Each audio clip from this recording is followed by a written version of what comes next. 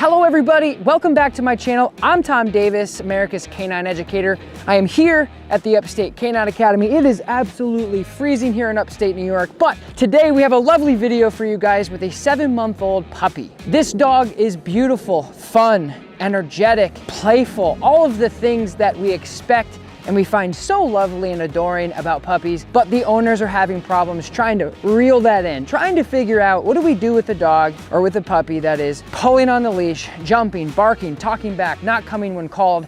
They came in, they need a reset. And today we're gonna do that. I'm gonna teach these guys what equipment they should be using, what to say, what not to say, how to hold the leash, how to talk to their dog, and all of the above. I hope you guys enjoyed this video. I know I certainly did. Know she's a wonderful dog. I can't wait to see what she does in the future. If you guys haven't yet, do me a freaking solid favor, y'all. Like this video. I love seeing those likes coming in. Of course, subscribe to my channel if you guys haven't yet. We put videos out like this every single week. I appreciate you watching. Let's get into working with Noshi.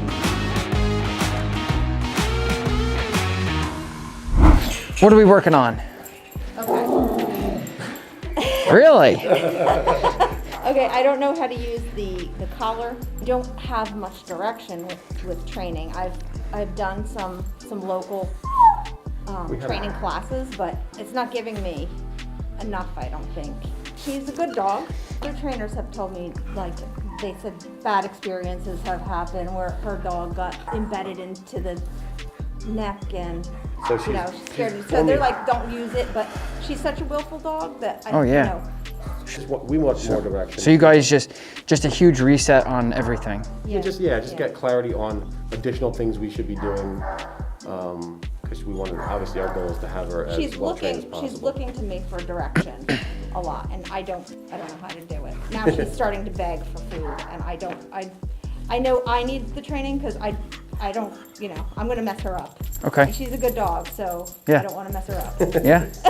All right, so we'll get started. This is gonna be fun. See how this is all the way extended here? Yeah. So if this is all the way extended without actually touching her, that means it's too big. I'd like to eventually try to get her to work as a therapy dog. Okay. Yeah, a friendly, obedient dog is easy to make a therapy dog. So I like using 4-foot, 1/4-inch leashes. Gives you more feedback. If you're fishing, that's like a 60-pound test. This is like a 4-pound test. You can feel a lot with this. Yeah. Let me just see where you're at first, and then I'll be able to guide you from there.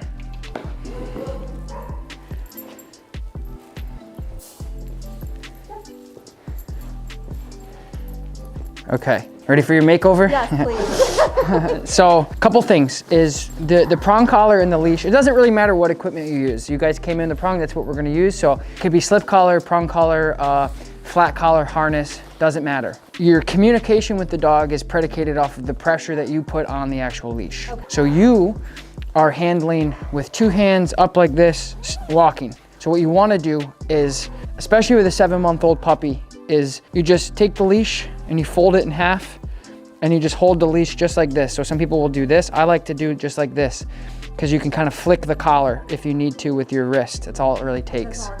You can tell she's looking, she's like, what are we doing? Yeah. But you're both staring at each other, so who's driving, right? So what you wanna do is hold the leash, nice and relaxed, don't bundle it up, and then you just move forward, okay? So she's going to naturally follow suit to what you're doing. Shoulder straight, looking forward, loose leash, nice and relaxed, and she's just gonna follow me around to the end of the day. And then you can start marking heel, good heel. You always wanna make sure that when you're handling the dog, you're mirroring what you wanna see out of the dog. So again, with you, it was 2 hands, looking down, walking forward. You're gonna run into the oncoming traffic. You don't wanna do that. You wanna just nice and relaxed, heel, good, heel. Okay, just like this. And if you need to give her a little bit of leash pressure, all you do is you kind of flick your wrist right here. So you just kind of roll your wrist a little bit. You don't have to. Nope, not with her. This is really, really nice. So you just do some inside turns to start that relationship, start developing in this craft here. Sit, good sit. Break, good job, baby. Very good, well done. So right now you're kind of like this. And you need to straighten that out, okay? Just straighten it out. Nice and relaxed, shoulders straight, don't look. What everyone does when I tell them to do this is they grab the leash and they start literally running around the room. Slow down, you don't have to run around the room. So when you start, you can just say her name.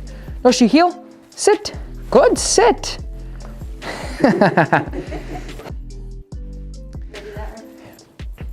See how this arm is? Okay. Match that, there you go. Nice and relaxed, go ahead. And with the flick, I'm just like pulling up. Right? You just snap it, that's all, when you're doing it. And I'll walk you through it. So heel. Heel. Heel. Good. Remember, if your arm is up, your dog's doing something they shouldn't be doing. That's what that prong collar does, is it communicates. That's why the prong collar works so nicely, is because it streamlines your communication. So just look forward. Yep, there you go. There you go. Now walk right back towards me. Good. And just look forward, use your momentum. Good. So she's gonna follow you where you go. So if you're not committed to where you're going, she's not gonna commit to you. So you have to really just go forward and really drive yourself. There you go. I call it momentum. Just use your momentum. So when we're introducing the leash pressure and we're introducing the collar to any dog, and no matter if it's a puppy or not, on basic stuff, we make it really easy. You just go into a circle and they understand pressure release systems. So it's a very classic form of escape training. So the dog goes forward and then you just nudge. It's just like horsemanship. Horse goes forward, we go, no, whoa, and we pull back, and then they go back and we release the pressure, and then the horse stops. It's a classic form of escape training. The next step to introducing leash pressure or the prong collar to a dog or a puppy is to do some directional changes to proof your engagement. So I call it proofing engagement. So when I turn and I say heel, I wanna make sure that she's actually engaged and paying attention to me when I turn. When the collar is on the dog, again, doesn't matter what you use, it isn't about the prong, it's about any collar. Your objective is to simply use the collar to address and communicate. So if she pulls and you go, heel, pop, pop, it's to tell her, nope. So when you're doing this, the less pressure, the better, because that means she's conceptualizing the actual command. She's capturing what we want her to do. And this is a great way to start that. So left side, no, she heel. Good, and you heel. Yes, good heel. Heel, bang, good. She runs into my leg. Good, heel. Good, look at my leash though, that's what, heel, heel, good. So I want her to pay attention to me. So I'll start cutting her off with my body and look what she does. So I'll start looking at me like, what are we doing here, guy? Good, heel, good, heel, good. So I haven't had to use the collar once, but it's there if I need it to communicate. Squirrel comes running into the room, I'm gonna need that correction to say, hey, settle down now, okay? But one finger healing, nice and relaxed. And then you can tell her, good heel.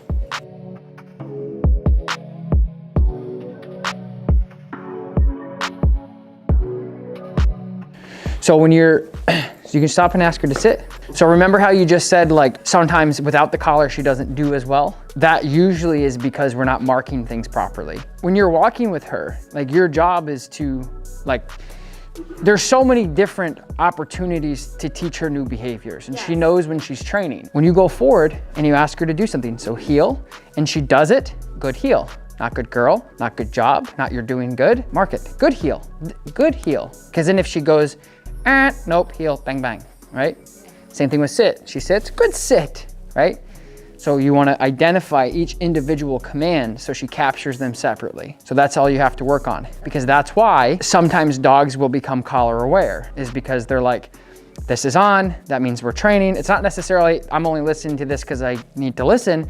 It means this is what we do when we train. Your voice needs to do that. The collar is just an enforcement. The collar is just that, hey, if you don't, here's this. And there's two different politically, unfortunately, there's two different sides to dog training. There's people who believe in correcting and punishing dogs for behavior we don't like. And there's people who despise it and will never do it and think that everything else should just be avoidance. Those are the two sides. And so that's what I'm dealing with. And that's where I'm just getting confused by all the... That's right. Thank you. And that's my job, is to find the middle. Okay. So how we're training, 97% positive, good heel, love, all of it. But as soon as we go, hey, but I'm a puppy and I'm gonna pull or I'm gonna jump, positive punishment, then the punishment comes in. Yeah, that's what I'm trying to do. I'm just, like you said, I'm having a hard time marking the good. Yeah, so just remember, if you say, let's do this, and she does that, good that. Whatever that behavior is. Just like that. So when you're asking her to heel, good heel. Now just spin around here and then put her into a sit, and Zach's gonna grab his dog. So now if she gets up, you're just gonna put her back into a sit. So again, this is a great example of another dog coming through as a distraction. Sit. Good sit. Release your pressure. Sit.